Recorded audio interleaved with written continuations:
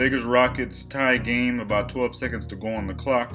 LeBron with the ball up top. Everybody cleared out to the weak side to give LeBron space to get an ISO play off.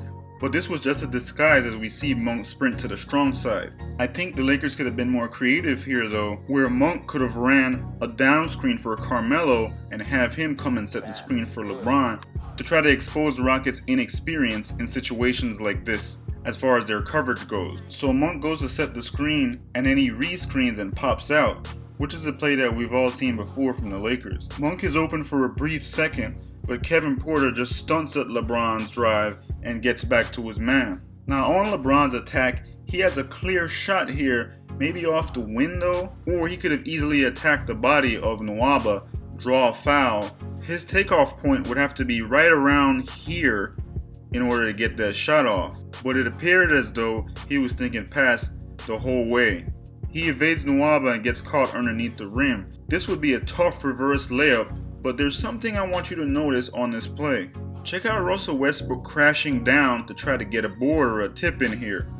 Reeves is an intelligent player, but in this situation, he would have been better off staying at the three-point line, because if you notice, Russell Westbrook is crashing down and he takes Jalen Green with him, which would leave a wide open Reeves. Carmelo was open also, but his defender was closer to him. You can make the case that Kevin Porter was a little closer to Reeves, but this is where spacing comes to play. If you're Malik Monk, you got to get down more to the wing area when LeBron makes this drive, and that would have freed up Austin Reeves even more.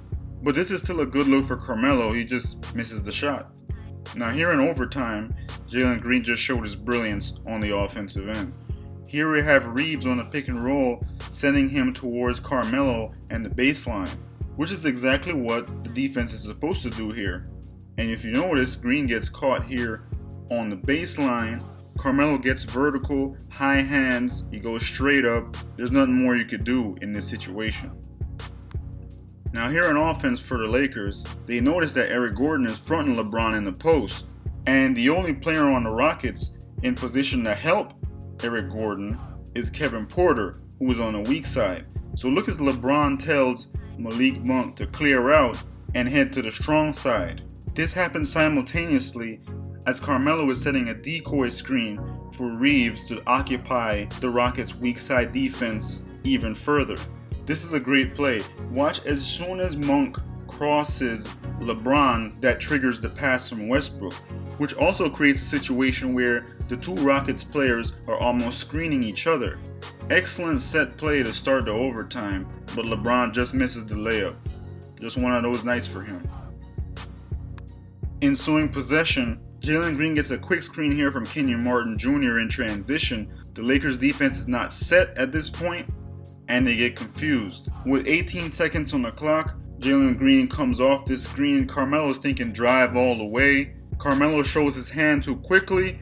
Green reads this, and he drops in the step back three.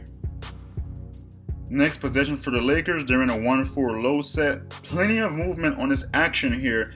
As you can see, LeBron sets multiple screens for Westbrook as Carmelo slips into space and Reeves shakes up to the top.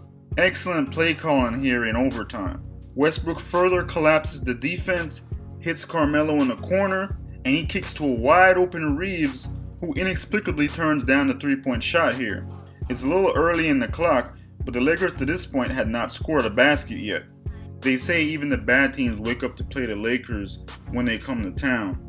And this play definitely made me believe that. Check out the closeout here by Şengün. He chops his steps on the closeout and is ready for the drive by Reeves. Şengün does not have high hands running up to Reeves here on the closeout, so I'll give him about a 7 overall on this defensive play. So Reeves gets stifled here on offense and the play kind of stalls out. So Russell Westbrook eventually gets it and he decides to attack and collapse the defense. So if you notice, there's 3 Rockets closing in on Westbrook. Now again, if Reeves stays near this wing area up top, he would be wide open. But he decides to cut in case Westbrook threw up a shot, so you definitely can't knock him for that. The spacing from Monk is definitely off. If Monk gets deep corner, Westbrook might have been able to find him. but instead he stays in a direct path of his defender and the passer, and there's no way you're going to get the ball when you're hiding behind your defender. With Westbrook trapped and Austin Reeves diving toward the basket, Carmelo could have also shaken up to around the wing area to give Westbrook a decent look and maybe a pass if he pivoted out. Westbrook just decides to throw it up for grabs, and the Rockets go the other way, and they eventually make an easy layup.